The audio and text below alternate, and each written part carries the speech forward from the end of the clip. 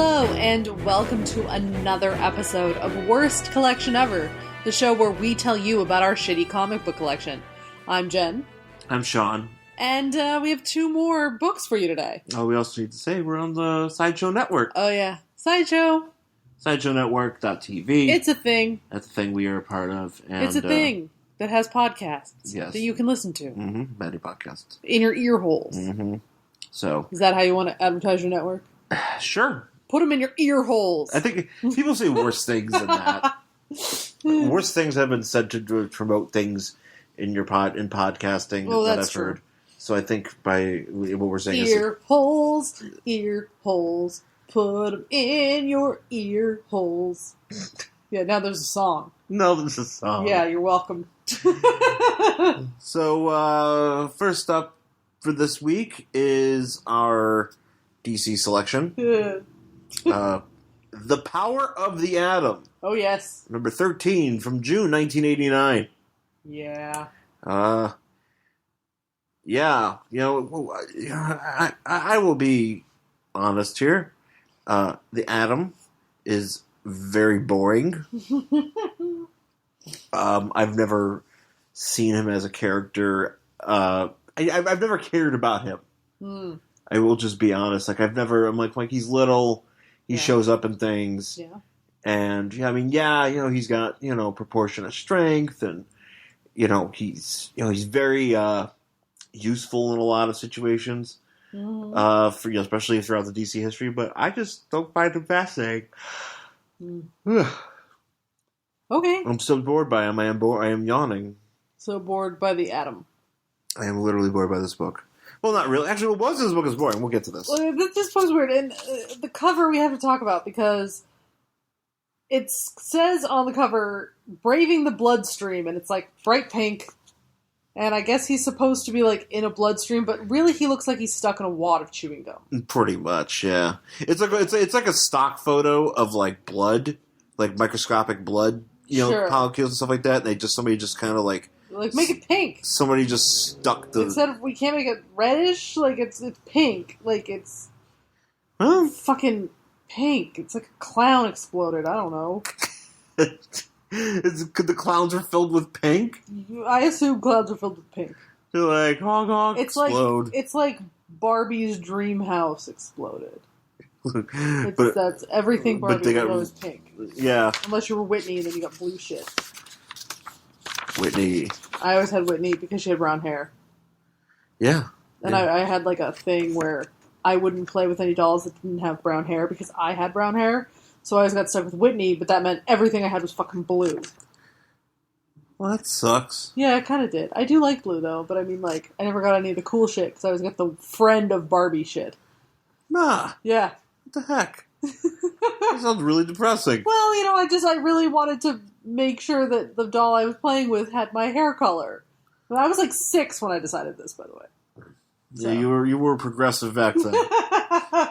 I was not a blonde, so I wanted my little brown-haired Barbies, but then I got all the blue shit. My sister got all the pink shit. It was much better. Mm-hmm. So, the issue of this book, story's called Rattling the Cages. Not... What? Not Braving the Bloodstream, right, but on the cover. But there's always, like, a cover... There's, like, a cover title... And then there's the actual story title is always a thing in here. Dumb. So, Rattling the Cages. Which does, again, dumb. Yeah, the one on the cover makes more sense. Yeah, of course it does. And so we start off with, we're in the kitchen of Jean Loring, who used to be Ray Palmer's wife. Mm-hmm. And they're already split at this point. Mm-hmm. And she's complaining to her friend Norman. I've read a little bit of research this. Norman is a writer. Well, I got that. He's a writer. He wrote a book about Ray's experiences as the Atom in when he was shrunk down in like the Sword of the Atom, which is like a mini series about him like fighting people with swords and like he's in some sort of weird society. Sure. I don't know the exact details of it, but that's something that happened for a while. Okay. And this kind of That happened like in a couple of years before this, and then for whatever reason they decided to give him his own series. I don't know. Mm-hmm. I don't know who would buy this, and probably nobody did because it obviously didn't last very long. No. So Jean, though, his ex-wife, she's dressed like an 80s mom. She is, yes. Yeah, she's got like a big shirt. She got capris. Not capris, they're like long shorts. Wearing like a Ked shoe. She is everyone's mom from 1986. Yeah, she's dressed very 80s. She's going to bring you peanut butter and fluffernutter sandwiches with the crusts cut off. Is this their trash can, or is this just a random... I think it's just a random basket with, like, vegetables in it, which I don't understand. But here's the thing. So they're standing in her kitchen, but she has a pizza oven, I think. I think that's just where she puts wood for her wood-burning oven, but I don't know where that wood-burning oven is. It's right there. It's right above it, because there's the shovel, and then there's books. She's got a very weird house. It's like it's like her. House. She's got like a Yule log, and she's got a science oven. Well, she's got like 6 like science ovens on top of each other. Like, I know. It's like all these microwaves like stacked, and then she's got like this skinny little drawer that's open for some reason. Yeah, what is that drawer for? It's like a cabinet. I think it has spices in it. It looks like it has a number of salt shakers. That would be very exciting. I would love a drawer like that, but it doesn't make any sense. And then she has another thing which looks like there's more wood down here. I don't know what's Guys, happening. in this kitchen, we need to talk about it. We're talking about it. But Norman is there, and he's like listening to her bitch about her new husband, who is what's his name? Guy. Norman. Fuck, I can't think of his name. What's his name? Paul. Her new husband, Paul, and she's bitching about him because Paul has been hanging out with Ray. Paul's been hanging out with Ray, and apparently they're... Okay, go ahead. Well, she doesn't like that because apparently, like, she divorced Ray because she didn't want anything to do with the Atom, and now her husband, like, thinks it's cool that he's the Atom, and they're hanging out and, like, doing bro things, and she's unhappy about it. Yeah, she's very upset about this, and all this hoo-ha, and then... She gesticulates. She's just being... She goes on to be much crazier in the DC universe. Yes. Spoiler alert, she shrinks down really small and tramples on Sue Dibney's brain. Oh, great. That's basically the whole... I just ruined Identity Crisis for anybody that hasn't read it yet, but you should, because it's fantastic. Stomp. Yeah. So, and then she also goes on to become a version of Eclipse at one point.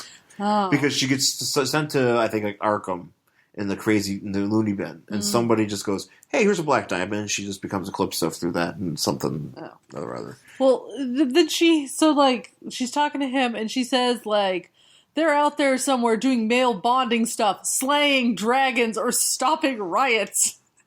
I'm like, is that what dudes do with their spare time? I've slayed a few dragons. I never stopped a riot, though. Well, what the fuck? Then you have not been bonding properly. It's not just like, hey man, let's go. You want to go like watch a game? Hey bros, you want to go? Someone's like, let's go stop a riot. I heard there's a riot downtown. Let's go stop it, like bros. Let's go interject ourselves and be like, hey cops, you guys need help? It's like, oh man, I'm just trying to stop this riot. Because if there's one thing that the police love, it's citizens being like, you guys need help. Exactly. just us untrained citizens. It's just us being like watching the game, being like, man, this is boring, man. Let's go help those cops. Look outside. Look, somebody throw a trash can. Let's go help.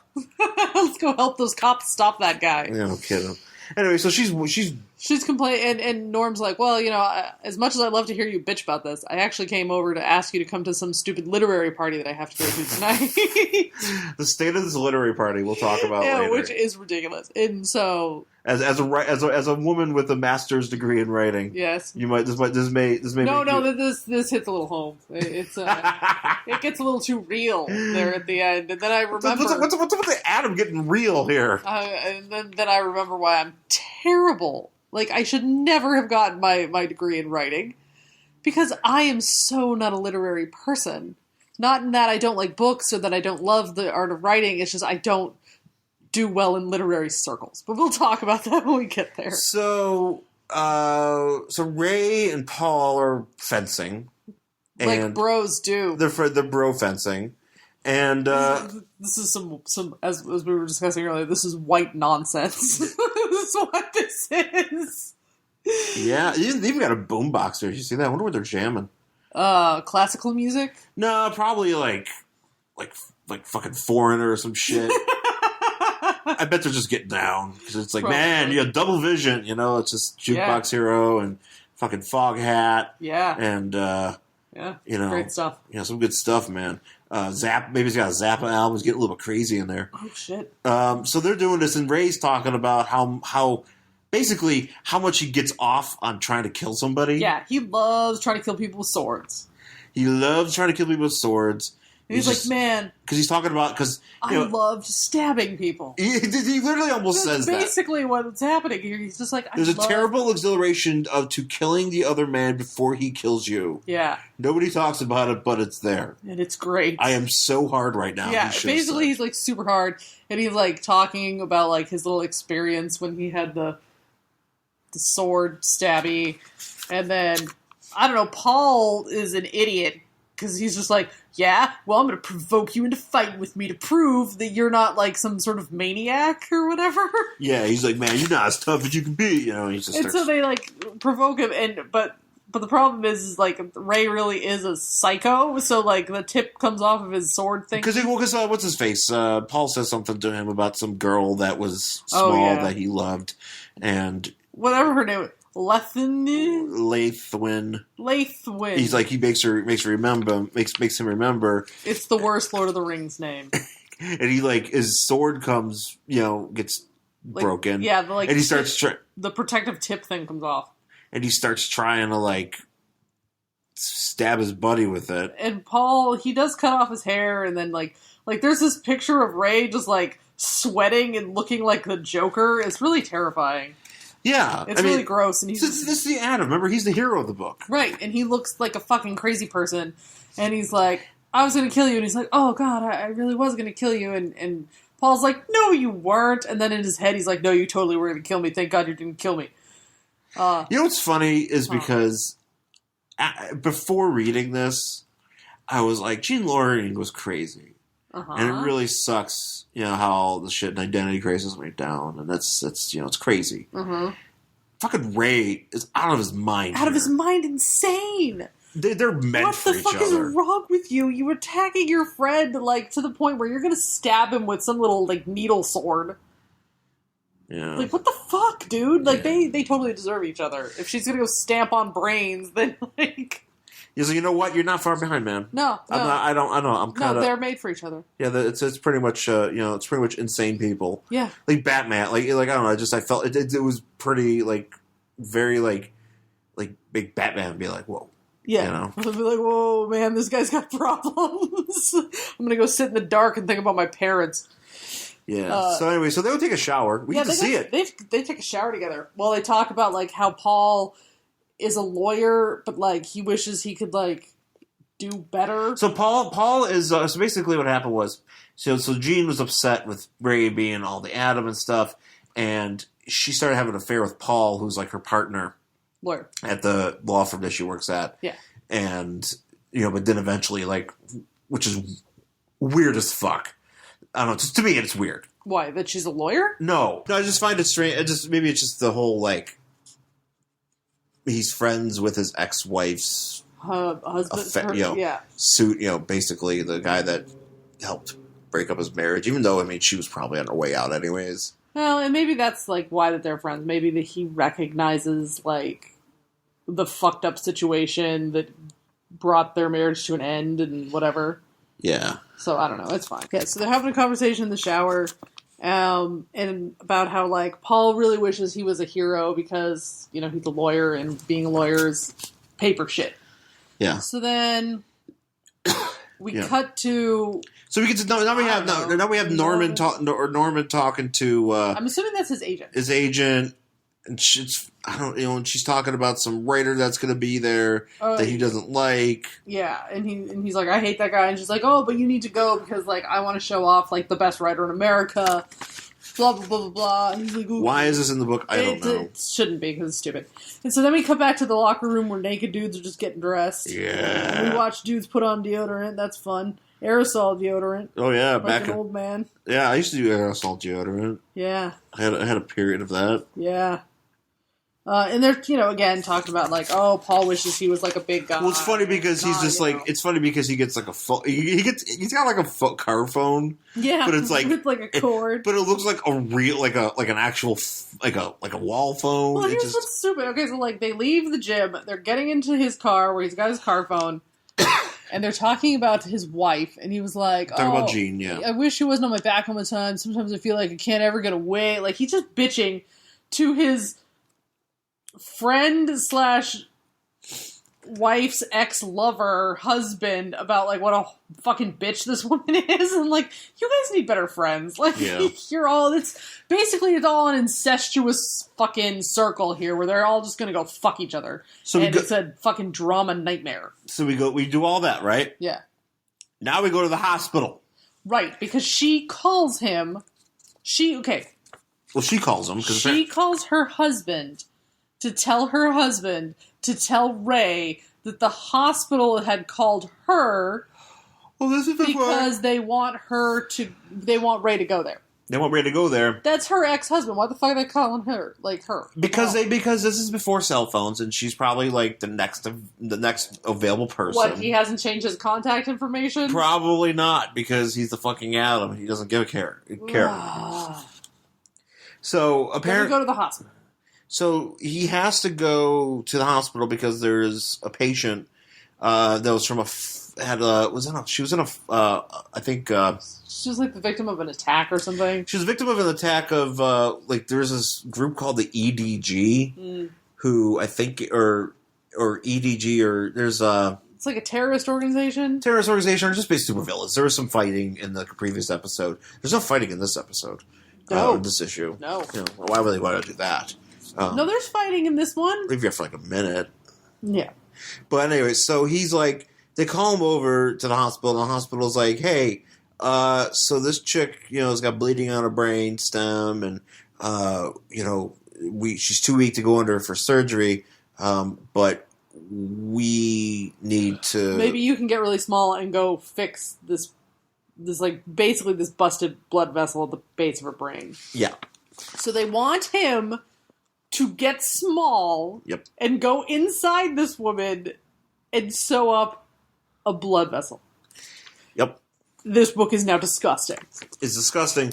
And it's so gross. And Ray's just like, sure. No, he doesn't even bother taking a shower. Well, he just took a shower. Oh, he did take a shower. That's right. That's right. You know what? Literally, okay. That has to be the reason why we see him take a shower. No, he is not sterile. I don't care that he just took a shower. Okay. So he changes into his costume. And his costume is one of those ones where the hair sticks out the top. Okay, yes. Right? He doesn't put on any sort of protective suit. He doesn't wash his hands like doctors wash their hands. He doesn't put on gloves. He doesn't put on boots. He just puts on the suit that he always wears, that he walks around outside in, and then he goes inside this woman's body. He's not sterile. That is disgusting. Oh, yeah. He's so gross. It's like, oh my god, like all the little like bacteria and shit that's all over his body and like in his hair and on his fucking feet are now in this woman's system. Yep. It is disgusting. This woman has hospital floor feet germs. She's got fucking MRSA now. Oh yeah, she's fucked. But since it's a comic book, whatever. And MRSA wasn't a thing back in 1989, so whatever. And so he jumps into this woman's bloodstream. Which he just has like a scuba gear mask. Yeah. I don't know where his air tank is though. It's just on his face. Yeah, it's just a mask. And he straps like the suture, stuff for her and everything. Yeah, like ties it like a rope around him. And it's funny because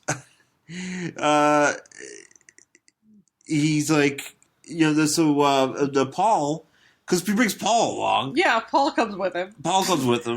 And Paul's just sitting there like, wait, so he's able to do this? And they go, yeah, Ray said he would totally do it. Yeah, he's been on retainer from the hospital for a while. He doesn't have to do this shit. Apparently he's like one of the superheroes who's just available to like do shit. To dive into people's bodies. Yeah. Why don't they just get somebody that heals people? Just call like Zatanna or somebody, I don't know. Wouldn't that make more sense? Yeah, you could just ask her. Like asking some dude to just like take the suit that he war to his last battle and, like, go inside of somebody's body with it? Does he wash it? Probably not. Probably not. Because he says, like, he can shift his mass to, like, make his suit appear or whatever. Yeah, because he's got, like, one of those... He's got, like, this subatomic thing, kind of like the Creeper has. Yeah. Where, like, he can make his... You know, like, it is always on him. Oh, it's in a space closet. Yeah, it's in a space closet. The space closet. I don't know what's hanging in that space closet. No. I don't know. He could have, like, mice in there, and, like, fucking dust mites and shit, and now it's all in this woman's body. So he jumps into this... Basically, he jumps into this woman's body, he grabs a hold of a blood vessel, like he starts having a fucking tube. Like he's riding... Like he's inner tubing. Like he's inner tubing. A fucking lake or something. And he's, like, he's making... And he's looking at her cholesterol... Yeah, he, like, scrapes the cholesterol off the side. He's like, oh, she's eating too many French fries. And I'm like, you do realize there is such thing as good cholesterol and bad cholesterol, right? But apparently not. Oh, if he was in my thing, he'd be like, Jesus Christ. Yeah, well... The state of this man. He'd be like, he'd probably see your little stint thing. Oh, yeah, he probably hit it. I hope he hits it. I hope he runs into it and just goes... Fucking face first into that thing? Yeah, stupid idiot. Well, no, I'd be actually more concerned because I'd be like, he'd probably be in my body for a reason. You know? Whatever. So he doesn't get big by accident. Yeah, he's not just like taking a joyride just to see what's going on in the Shawn Merrick Express over here. I would be worried, too, about becoming huge inside this body. Like an alien chest burster? Yeah, she was just all of a sudden, like, just a giant man just bursts out of this woman's head. Yeah, what happens if his suit fails? Oh, she's fucked? She's just a woman, this poor woman. Why has the Atom ever killed somebody that way? Because if he has, that's fucking amazing, and we need to see more of it. I would, you know what? Just like he's in there, like trying to fix something, and then he just gets big, and it's just like her head pops like a fucking cherry. Like her head just could be because it would just be at the base of her head, so like her head would just go snap like a Slim Jim. Yeah, and then somebody makes like a Zeus Athena joke because like Athena burst forth from Zeus's head, fully formed. Oh yeah, because I guess we make a joke. I hope there's a comedian there. I hope there's some guy. Like I hope it's like Booster Gold standing there. Yeah, Booster Gold. Lights crack. Booster Gold and Blue Beetle making jokes. You know, this is how it is. Yeah, good story. So anyway, so he's fixing this woman's blood vessels. Yeah, it's actually kind of weird because he's just like punching through. Yeah, that's the thing. He didn't bring like any sort of like cutting instrument to like get through the wall of the blood vessel so he can like loop the rope around. He just fucking punches through it and he makes a bunch of holes with his fists in the side of these blood vessels. And he somehow he's able to like sew it up pretty clean. Yeah, I don't know where he got the cutting implement for that because he's got more stuff, but there's a bunch of there's like 2 or 3 more breaks that he's got to sew up. So Ray's in there taking care of business, and the doctor... Paul and the doctor are bored. Yeah. They're like, oh my god, like it takes him so fucking long to save this woman's life. Which is funny because it's like... Fucking... You're a doctor. Well, here's the thing, it's like... It's the biggest, craziest science. There's another man inside of a woman's head. Yeah. You're just like, boring. It's a boring. Yawn. Let's go get some coffee. But then they go get decaf coffee because they're fucking pussies. It was like, boo. Don't drink decaf. Drink the real shit. Who drinks decaf? Not me. I don't know who drinks decaf. I don't know anybody who drinks decaf, to be honest with you. So she leaves. So the doctor and Paul leave, and they're leaving in the hands of this orderly. Turns out the orderly is this guy named Strobe. And he's like a terrorist. Who was one of the guys who was in a costume in a couple issues earlier. He's like a villain who has like a suit and it does things. And he's like... And I guess this woman like either invented it or knows how the stuff works. Because that's what he yells at her. He's like, I don't even know how half this stuff works. I think he yells at her on the other side. Where does he say this? It's like this. It's like this, babe, I've been using that EPG stuff I took from you. Yeah, I can't figure out how half that junk works, and you're going to convince me that you weren't just pulling my leg. So basically, he thinks that she lied to him about the stuff that he stole. Yeah, so at this time, so basically, as this is happening, Ray somehow figures out.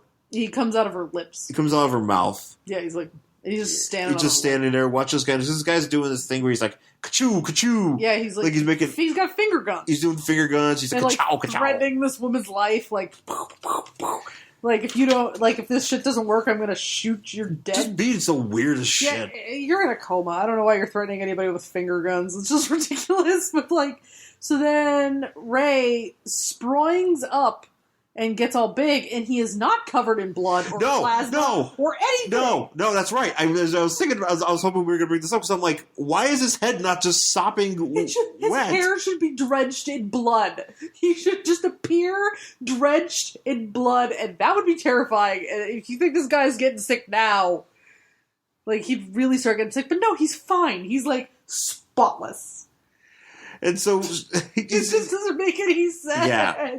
He should be... look like Carrie. Yeah. He should just be like a giant, an expanding blood man. Yeah.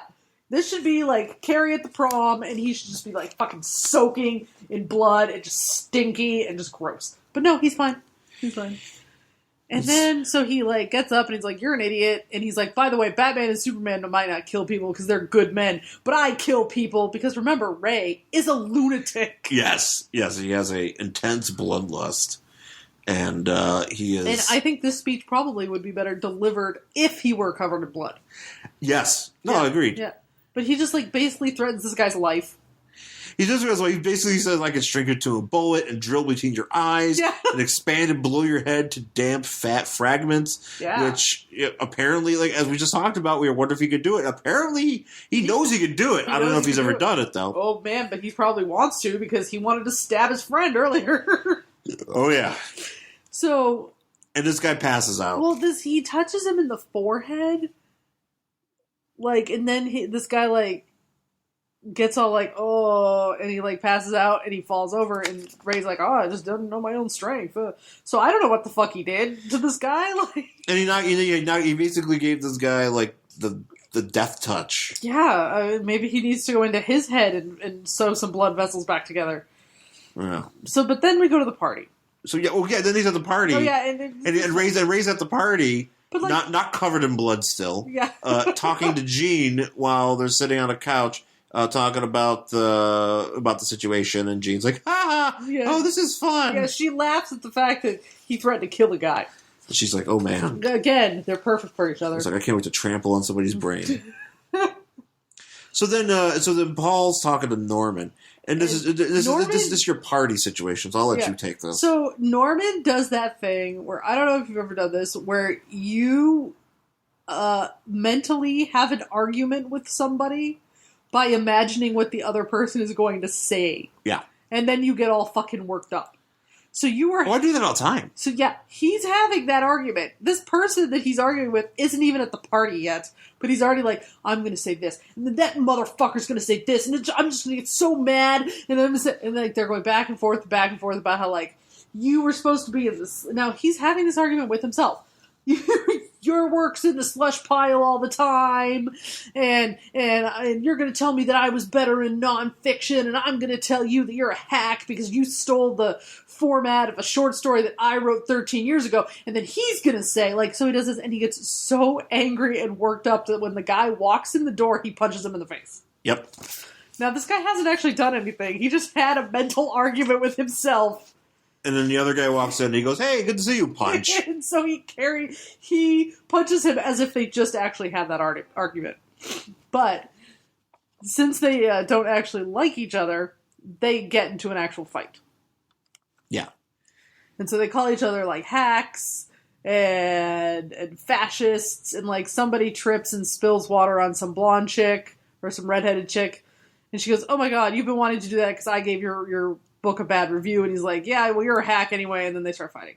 Yeah, I think it's Vincent Price. Yeah, and this is what I mean by like why I don't do well here. I don't think I care enough to fight with somebody who doesn't like my work. I guess I just be like, whatever, you don't like it, I'm not for everybody.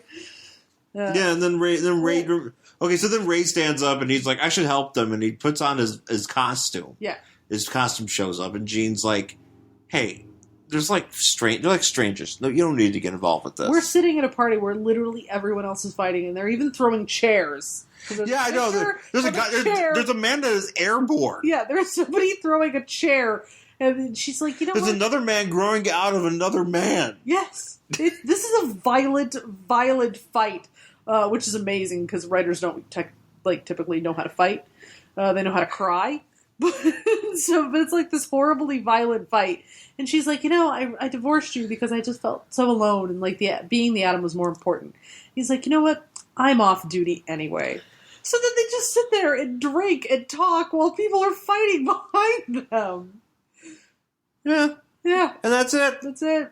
That's it for this issue of The Atom. The Power of the Atom, number 13 from June 1989. Next issue, The Return of Roger Stern. Okay. Mm-hmm. And Humbug. Mm-hmm.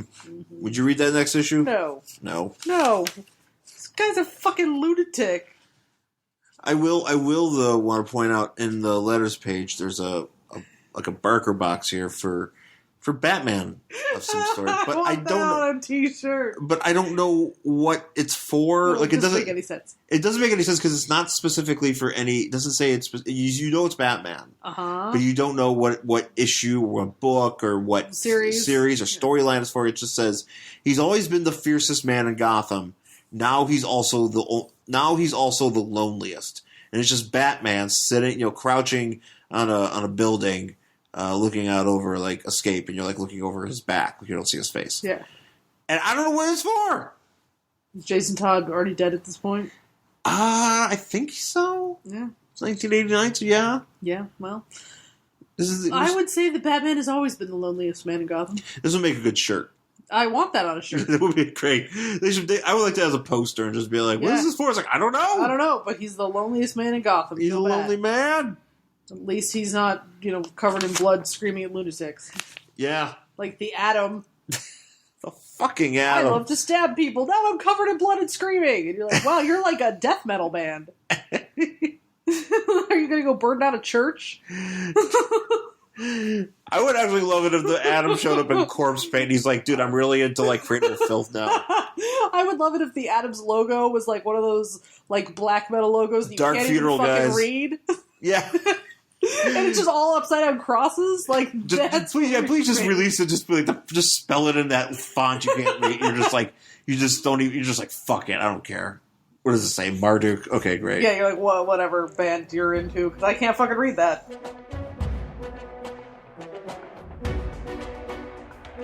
All right, we're back here on Worst Collection Ever here on Sideshow Network.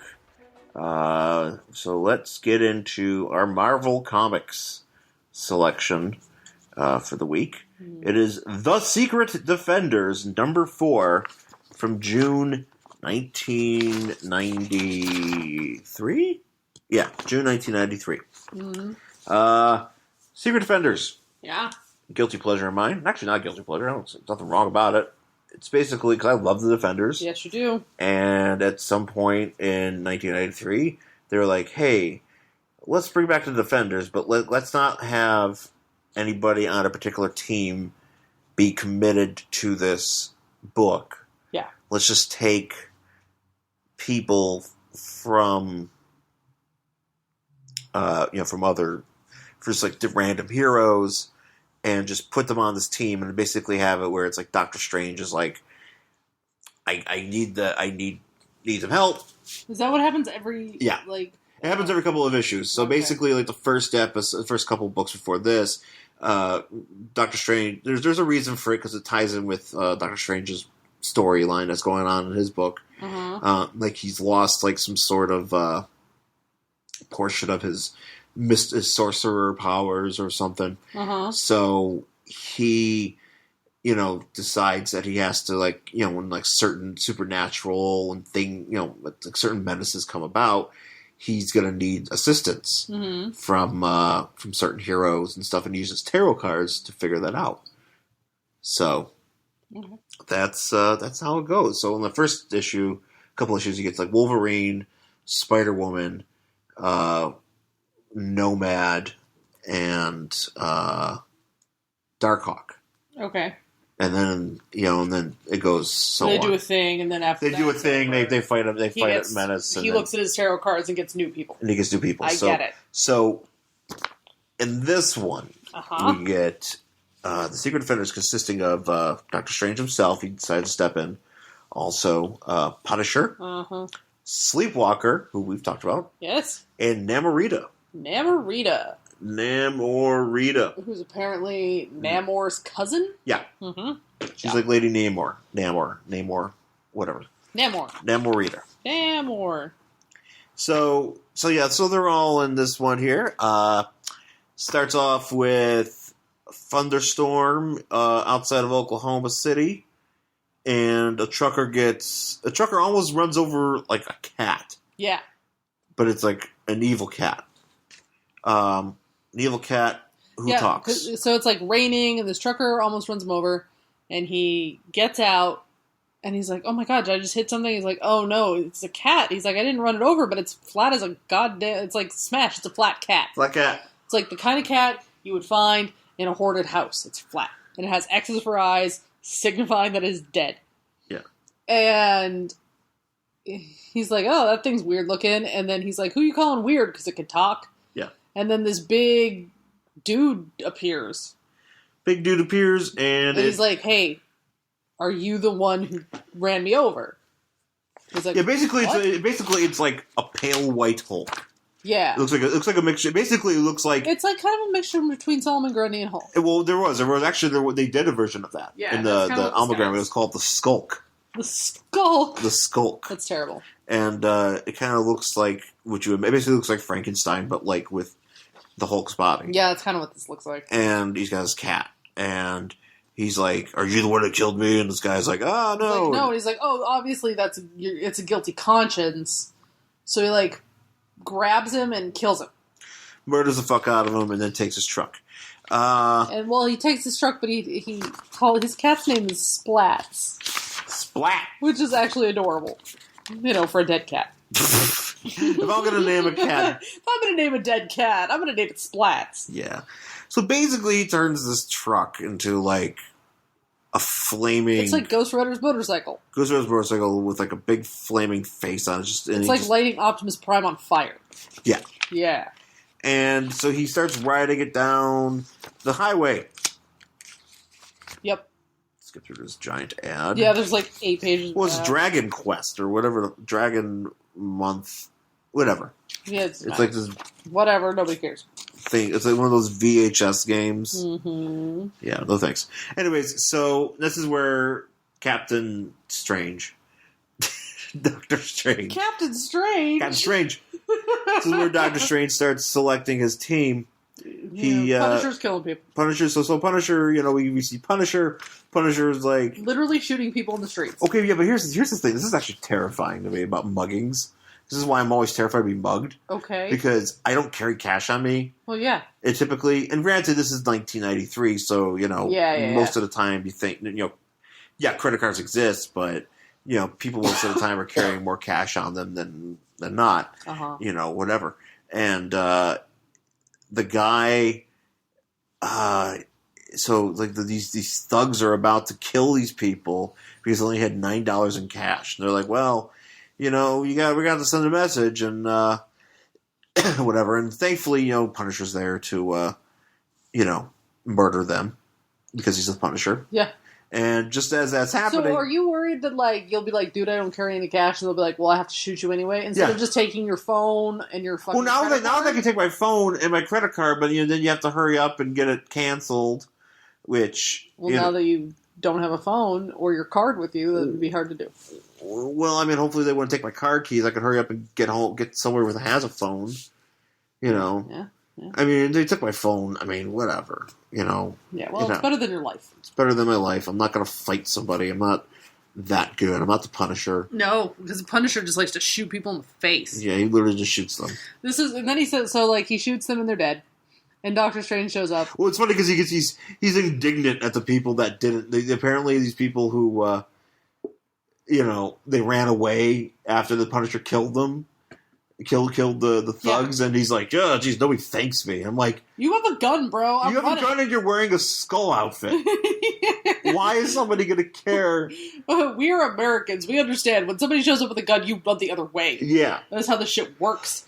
1993 didn't even figure this out. We don't know. We don't know what's going on. But as this is happening, so I guess he senses Doctor Strange in his astral self, because Doctor Strange is projecting his astral self to get these people. And this is my favorite part, because Doctor Strange shows up and he's like, and what does he say? The Punisher's like, "Who's there?" And he's like, "It's me, it's Doctor Strange." He goes, "I don't believe in Doctor Strange." As if that just makes it go away. "I don't believe in you, bro." Now, mind you, he's the Punisher. Punisher's one of those guys that, like, "I don't believe in global warming or like climate change, so it doesn't exist." And you're like, "No, it kind of still does, bro." Like, Doctor Strange still exists, even if you choose not to believe in him. He's a real man. He's an actual doctor of the occult. Like, he's an actual thing. He's like, I don't believe in you. I'm like, okay. Does that work with everything? Like, no, if a cop pulls me over, can I just be like, "I don't believe in you," and then, like, I don't get a ticket? Is that how that works? I think that's how the Punisher gets away with so much shit. I don't believe in the law. He's like, I don't believe in surcharges on my cable. I'm like, I pay him. I believe in taxes. Yeah, she's drooling. Her cat. Gross. Her cat is on top of us, and she's having a fun time, but she's drooly. No, she's stomping on me. I don't believe in cat drool. I don't believe in cats. That doesn't make her stop drooling. No. So she's like, "Fuck the Punisher." Anyways, so Doctor Strange's like, "Whatever, dude." He's like, "Come on, I don't care if you don't believe in me. You have to come talk to me." But it's funny because he's like, "Look, you want to help me or not?" He's like, "Has innocence been harmed? Because I'm in. Oh, I'm in." That's such a fucking hard-on for people hurting innocent people. My gun dick is hard. Oh God, I have to discharge my gun dick. So then he goes. Literally, the Punisher's whole deal is he's just like, he gets off on shooting people who have hurt other people. The thing about the Punisher here too is that it's kind of like. He's kind of like the odd man out. He's also an asshole. Oh yeah, he's the Punisher. He's also dumb. Yeah? Yeah, okay. Yeah, no, you're not wrong. Alright, just checking. So, then he goes off with that. So, Doctor Strange then appears to Namorita. Namorita, who's beating up some drug dealers, apparently. Apparently she's just, like, running through their ship, and she's like... Yeah, can she fly? What is it? Oh yeah, she can fly, because she has little wings on her feet. Oh, I thought she was a swimmy person. Well, she's a swimmy person, but so is not Namor. But Namor can also fly. Like a flying fish? Yeah. Oh. It's weird, because he has the wing... You don't think those little wings can do things. I always thought they were just fins to help him swim better. I didn't realize they were wings. Oh, no, they're wings. Yeah, oh yeah. She's got those wings, and she's got, she's able to, it's like how Wonder Woman can fly, too. Sure, whatever. I'm just like... Because I don't understand how Wonder Woman can fly. I know that she glides on the wind currents. Superman can just fucking fly. He doesn't even need an excuse. He just flies. So I guess they don't really need an excuse. I need answers! Even if you're giving them little wing feet. Yeah, so she got little wing feet, and Doctor Strange is like, "Hey, you want to help me out?" And she's like, "Well, I'm kind of a part of a group, the New Warriors. Basically, I don't believe... I have another boyfriend. I have another boyfriend. I don't want to chill with you. Yep. Nope. Let's, I'm going to just not do that." And she's like, "Well, your cousin, Namor... wouldn't say no to me. He wouldn't say no to me." And she's like, fuck. It's like, fuck you making me feel guilty, you dick. Yeah, basically. Yeah. So then she finds... then Doctor Strange goes and appears to Sleepwalker. Yeah. And he's like, "Hey, I need your help too." Okay, so here's the thing about Sleepwalker that I just noticed. First of all, he's gigantic in this one. He's massive. He's massive. He's also, massive human. Also, his outfit, I just realized, he has, like... the way his outfit is like, it's like a normal... Like, it's an outfit. Yeah. But then, like... For some reason, like, he only has one sleeve missing? Yeah, I don't know what's going on with his outfit. He does have those, like, he's very on trend with the over-the-knee boots. But then he also has, like, a sumo diaper. Yeah, his outfit's stranger than I remember. It's weird. Then he's got, like, a hood, and he's got, like a he who will not be named face. Yeah. Voldemort face. So apparently he's So he's here, and the Doctor Strange is like, "Hey, I want you to help me." And he's like, "Well, I don't have any reason to, but you better do it fast." Yeah, I'll listen to you anyway. I'll listen to you. So Doctor Strange pulls him to this place between worlds, and Punisher automatically wants to shoot Sleepwalker. Yeah, because he doesn't understand what Sleepwalker is. Okay, here's the thing. Yeah, if you don't understand it, shoot it. Here's the thing. Let me kind of say this real quick. Yes. So the Punisher is the Punisher. Uh-huh. The Punisher who has like computer guys with files on just about everything.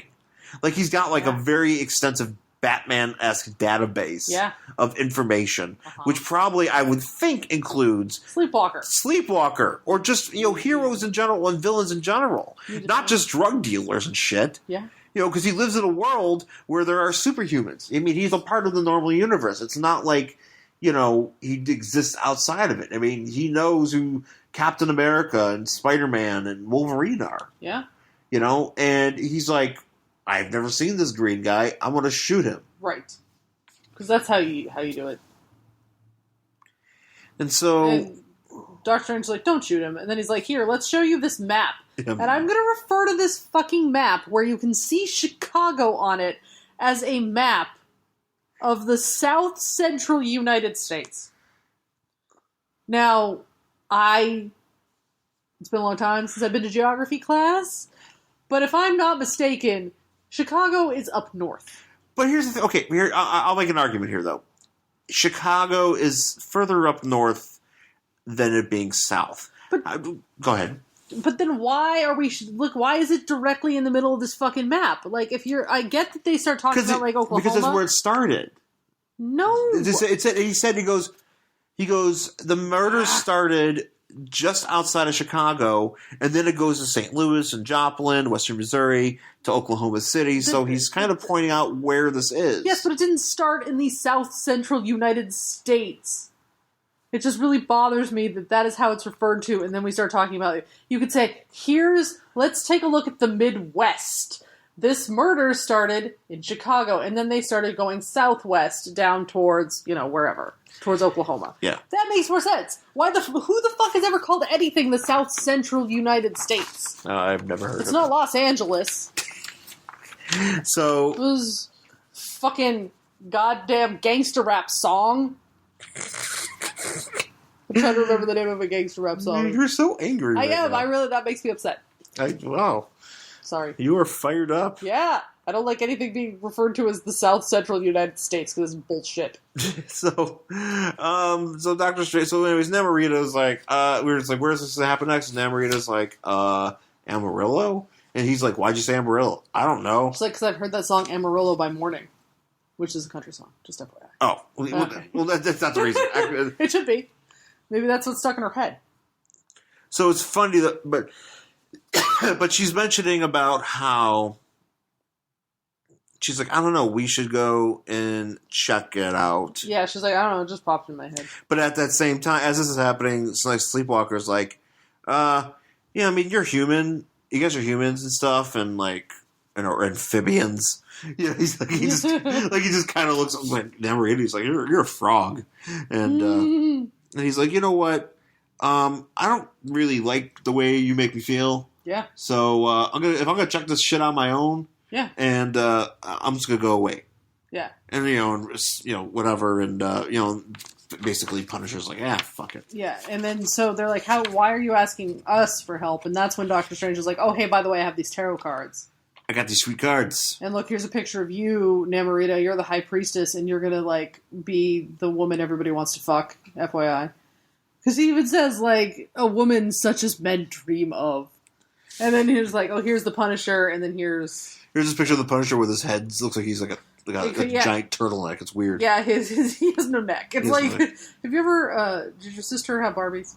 Yes. Did you ever pop a Barbie's head off and like, there's a little thingy that makes their neck like swivel? No, I didn't. So there's like a thingy at the very top of at least old Barbies that makes their heads swivel back and forth. And if you break that thing off, when you put their head back on, they have fat head. Yeah, their face is all fat, and that's what he looks like. That's funny. Yeah. She looks like a fathead Barbie. Fathead Barbie. So, they go to Amarillo. Oh, no, they don't go to Amarillo. Or where do they go? they stay there and, like, try to think of things. Because they're like, oh, we should go there. And he's like... Where do we go? I don't know. Oh, yes. He's like, all right, Doctor Strange, where are we going? He's like, oh. He literally has no idea. So then So now we get some more killing from Roadkill. Yeah, because basically he goes, and I don't know, I didn't know this was a thing. That is an actual thing. That's a real thing. I've never seen it. I don't know if it's in a wheat field. I thought it was in a desert, but there is a place where there's a bunch of Cadillacs buried nose first in the ground. Yeah, so he drives by it, and he's just like, "Wow, this is neat. Too bad it's not on the road I'm driving on." Yeah, and Splats is like, you could make a cool art installation like that. Yeah, and he's like, "Yeah, that's a great idea, Splats." So this dude, he just like plows through a really busy highway, and knocks and yells, "My name is Roadkill," loud enough apparently for the people he doesn't kill to hear him. That's what I didn't understand. That's stupid. I'm like, what, they could hear? They're because basically they're hearing like his entire life story, and they're like, "Oh, they said all these things. Oh, that's what he means." He's like, I can hear all these things as this guy goes speeding by in his flaming truck. So yeah, then they like put all these cars like standing up like they would at the Cadillac Ranch, and they have people in them, and they're all dead.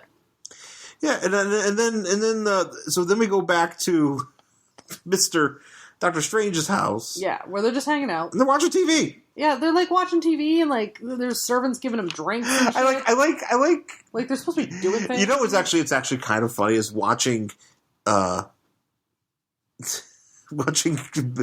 Punisher just try to interact with people here. Yeah, he's terrible. Because he's like, Dr. Strange has a servant called Wong. Yes. And he's like, thanks, Wong. Yeah. Like, it's weird for him to call anybody by their name. He's like, did I ever call somebody Wong? He's like, just so socially valid. Am I not being racist right now? By using this man's name, am I being racist? He's like... I don't think the Punisher would care if he was being racist. That's the thing, but I think he's trying to kind of be, like... nice? Chill here? Because he's like, well, somebody's getting murdered, and I want to kill somebody. So I have to be nice so I get to kill? Yeah. Is that, like... Is he worried that if he's not nice, Doctor Strange won't let him kill anybody? I think so. I think he's trying to be... Is that like when, like, you're trying to be good so your parents will let you go to that pool party, but with killing? Yeah. He's just trying to be chill, you know. He's trying to be like, you know, it's like he's like, oh, don't usually eat. Don't upset Doctor Strange. Yeah, don't upset Doctor Strange. You gotta be cool, yeah. Doctor Strange. I mean, it's just funny. It's dumb. So like, then they're like, oh, look, it happened in Amarillo, just like you thought. And then he like, Doctor Strange instantly hypnotizes Namorita, and she's like, oh, I knew it because I listened to that song. Get your kicks on Route 66 or whatever. And he's like, what's the next thing off of Amarillo? And she's like, I don't know. Punisher knows because he heard the radio once. Because he's like, I listened to the radio when I was a kid. It's like, I don't think he's like, I was a kid once. No, I don't think the Punisher was ever a child. I think he was full murder. He was born a murderer. He just came out 6'9" and just like fucking. He was born and he came out and he immediately had a wife and kids that were murdered by mobsters. He's like, I've been alive 2 days. My wife and children are dead. Now I have to be the Punisher. Yeah. So basically, but he realizes that, and he's like, so they're like, all right, well, we got to get over there now. So they get to Gallup, New Mexico. So zap over to Gallup, New Mexico. Well, here's the thing. So they go, well, okay, it's gonna be Gallup, New Mexico, but we think... Oh, yeah, but we have to go to L.A. first. We have to go to L.A. first because... This is where this book takes a turn for me. Yeah, it does. Because all of a sudden it's like, all right, so I get it. We're going to go hit this guy, and he's obviously traveling on Route 66, so we're going to go stop him, okay? But then, all of a sudden, Doctor Strange is like, nope, we have to go talk to these people in L.A. because Roadkill is a guy...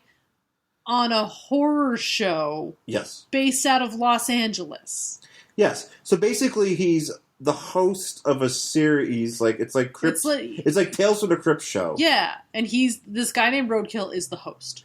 This guy named Roadkill's our host, and it's on a show called Horror TV, which is like MTV. But for horror. Now, if that was a thing, I'd watch it all the time. Well, of course we would. It would be great. But it's not real. But apparently they moved to Los Angeles. Left New York for LA. And And I like that the Punisher knew that. Yeah.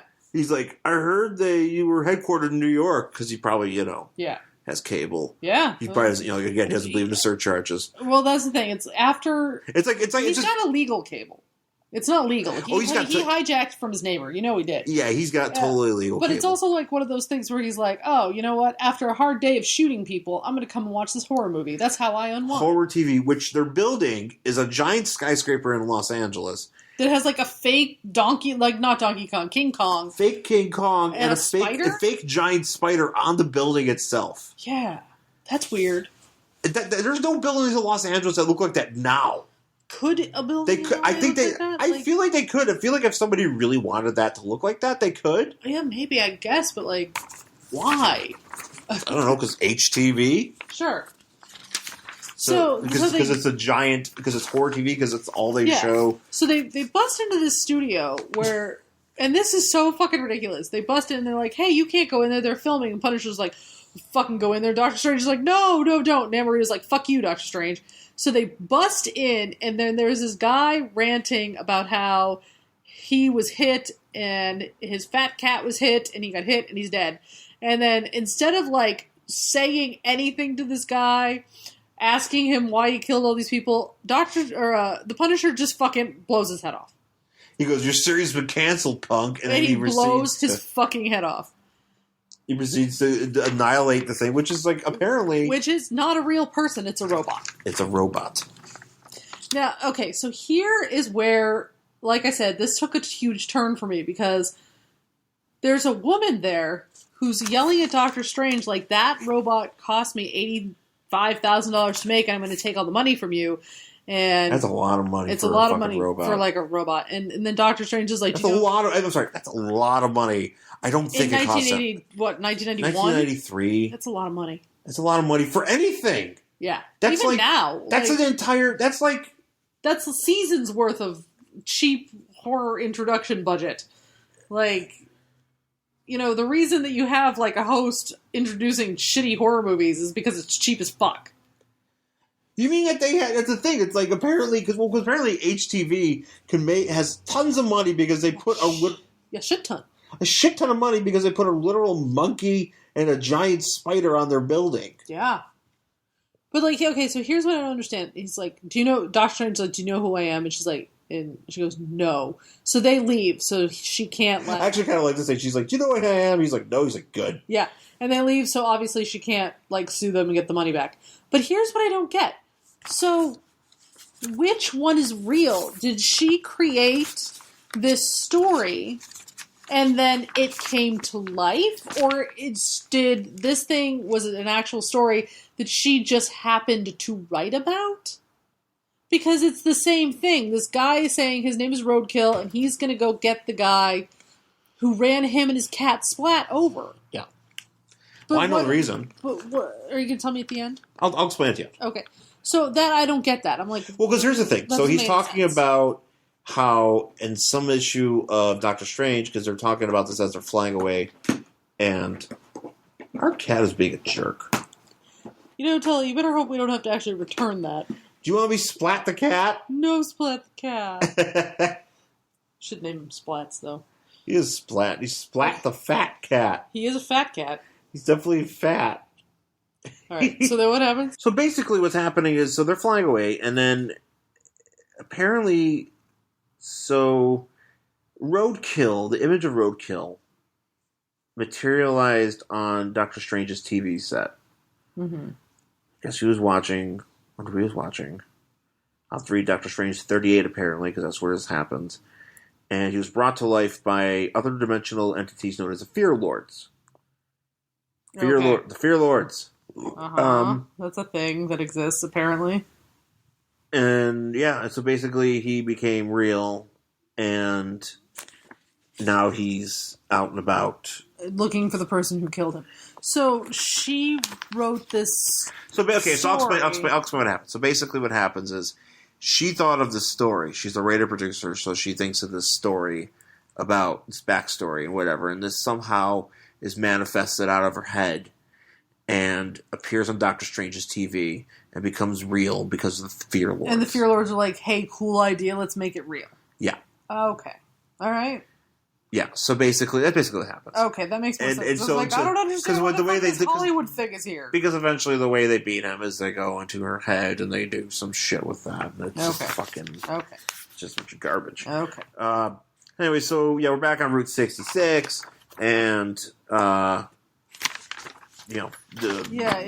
shows up and kills... he's waiting at, like, a gas station. There's some truckers driving along being like, wait, that gas station closed years ago. Why is it, like, bright? He's like, well, let's pull over. I need some gas. They must have reopened. And Roadkill is there, and he pulls a guy out of the truck. He's like, you must be the guy who killed me. He's like, what? And he's like, here, eat this gas. I have a question, though. He's wearing a jacket and a shirt at first, and then all of a sudden he doesn't have one. Yeah, I don't understand how that happens. I don't know how that happens. And he, like, shoves the gas thing in the guy's mouth and kills him, and the other guy's like, oh my god, I'm getting away. He's like, you must have a guilty conscience. He's like, no, you literally just choked my friend to death on gas. Yeah. So he drives away, but then, of course, he's following the trucker in his big flaming Optimus Prime. Flaming Optimus Prime. And then... So that's where Doctor Strange and the rest of them, like, find this guy on the road. Yeah. And they find him, and then there's a big battle. Punisher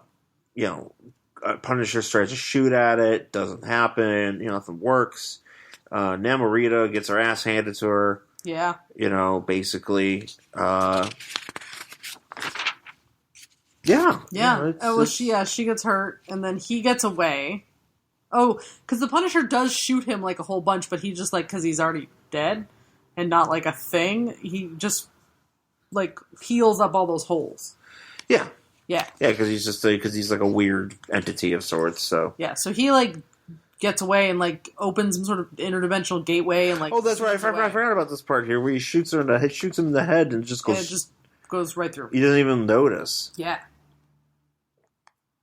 Yeah, so... And so he's, Well, yeah. What? Flip the page. Yeah. So he wastes Namorita. Yeah, and then he opens some interdimensional gateway and, like, goes through it. And now Doctor Strange can't find him, and, the Punisher's like, oh, wounded woman, and then he just, like, picks her up, and, like, he has, like, a big old angst. Yeah, he's pretty angsty right now. He's like, she did it for me! And I'm like, no, shut up. Punisher, you're such a dick. He's like, I will take her to the hospital. And then that's the end of it. It's always fascinating when superheroes get hurt. Mm-hmm. They always end up at a hospital. I know there's not, and I know that's the place where you would go, but I always feel like if you brought, like, a superhero to a hospital, yeah, and you're like, hey, this woman's got, like, Atlantean physiology, can you save her? Well, that's why, like, a lot of times in the Justice League, don't they bring them up to the... Well, it will make sense to bring them up to the thing. To the satellite. Yeah. Where, like, John's just like, I guess I'm a doctor now. He's pretty versatile. Sure. He's like, I will just read the mind of a doctor. Yeah. Now I have all their information. And they have staff. That's true. They have staff up there. They have people that work things. I mean, there's that one episode, or I forgot who snuck up there. Oh, yeah. But they snuck up on the thing. I think it was the suicide, the Task Force X one. Yeah.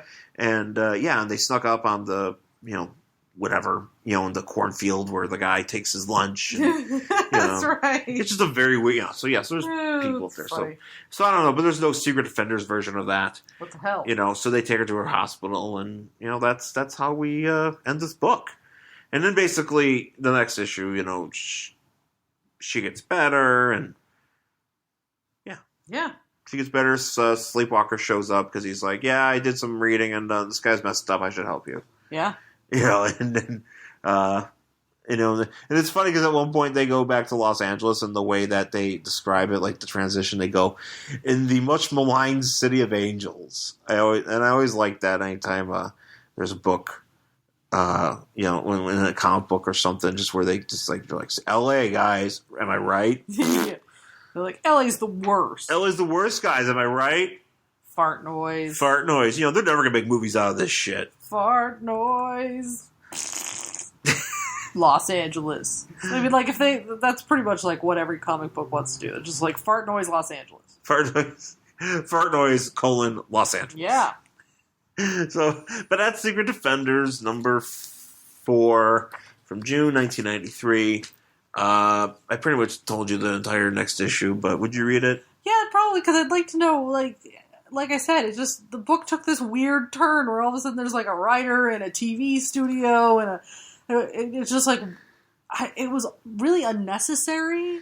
Yeah. It's a very unnecessary part of the story because you could already have this guy who's just like cruising up down the highway trying to kill people because he could just be a reanimated corpse. Exactly, just trying to get because somebody even with the guy who is trying to kill him, like, and he could have come to life because of magic or whatever. It's fine, but like you have this weird detail about how he came to life because somebody saw a story version of him on TV. Yeah. And that's just such an unnecessary detail. Well, I just like that. It's and like an unnecessary part of the story. Well, because it's also got this tie-in to like this Doctor Strange thing that, apparently we're supposed to be concerned about. What, the Fear Lords? Yeah, Fear Lords. Yeah, but the Fear Lords could have just reanimated this corpse. They didn't have to just go like, hey, I saw this thing on TV and now it's real.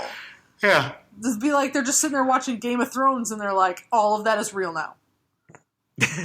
I wish that actually could and do then, that. like, a fucking White Walker just, like, wanders down the street in, like, the middle of, like, Cincinnati. It's like, guys, Yeah,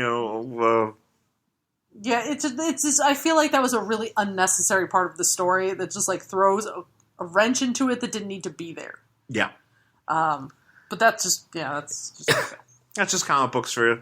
Yeah, comic books. But that's Secret Defenders. I like Secret. It's just a weird book. It's a really weird book. It's a weird book, and it gets even weirder in future things, and it's like, other heroes get called upon, and eventually, it's funny because eventually, the book, this book doesn't last very long. Right. It only lasts maybe 2 years. Yeah. And eventually, it just get they don't even bring in big heroes. Yeah. Because after the next one, because the next one has Spider-Man and Captain America. Right. And then it just goes right to Dr. Druid and at the time Luke Cage, who was just in his own random series where nobody gave a shit. Yeah. And Iron Fist and yeah. Deadpool was in one. And this is before Deadpool, this is 93, so right. He doesn't mean anything until a couple years later. Right. For 5 or 6 years later. Right. So it's funny, how that kind of goes about. But I love the concept, and I wish it was a bigger deal. Yeah. Just because you need more. Because there's a lot. It's this thing, at least for Marvel, and it's either for DC too. It's just give me a book where a bunch of people just fuck around. Yeah. That's the thing. I kind of miss that. It seemed, at least for DC, the commitment to everything is part of a giant story arc that everything has to switch over, and it's at least 6 issues long, and blah, blah. And I'm like, you know what? I kind of just like a one shot. Yeah. I don't mind a one and done. This is just what happens this month, and it has no effect on anything else. And it's just your heroes do this crazy shit, or here's a two-part story, and weird shit happens in it, and these people team up, and then we move on to the next thing, and you can mention it. Yeah. But it's not oh my god, it has to impact every single book, and oh my god, crossover event, and oh my god, it's changing. It's just give me a good story. Yeah, just give me something weird. Just give me a good story with characters, acting like themselves and doing hero-y shit. You don't have to save the world every time. Just give me a damn good story. And I feel a lot of that gets pushed to the side because it's crossover event that's going to change the world. And you're oh, shut up. Just give me a fucking good story. Yeah. So that's my complaint. That's all you need. Anyway, so that's it for... Old woman shakes fist at cloud. Basically is what's going on here. So that's it for this week. Thanks for listening, folks. We really appreciate it. Please rate and subscribe on iTunes. Yes. You can find us on there under Sideshow Network, Worst Collection Ever, and please support Sideshow Network. Tell a friend, anything, all that great stuff. Just tell people what we're all about here if you dig it. So, thank you. You can find me on Twitter at Angry Hero Shawn, SHAWN. Also on Instagram at Angry Hero Shawn. And my Tumblr, theangryhero.tumblr.com. Do you have a question about wrestling? Yes, I do. Oh, okay, go ahead. Why? Okay, so Sheamus in a suit, he looks like a shaved ape. I don't understand what the fuck is going on. He's like Gorilla Grodd. You just took all Gorilla Grodd's hair off. What is happening? He's a corporate champion for this minute. this is how that. What, did Corporate Kane not work out, so now it's Corporate Sheamus? Well, Corporate Kane got sent away. And then he came back, or no, I don't know, whatever. Who gives a fuck about I hate wrestling. It's so stupid. Wrestling is stupid. I'm sorry. I know I'm you gonna love wrestling. I'm watching it. I know, because we got to finish this because your pay-per-view's coming on. So, all right. I know, we have 5 minutes. Tables, ladders, and chairs, or wherever the fuck. Mm-hmm. Anyway, so you can find me on Twitter and Instagram at Jen Stansfield, jenstansfield.tumblr.com, and jenstansfield.wordpress.com. All right, folks. We will talk to you next week. Thanks for listening. Bye.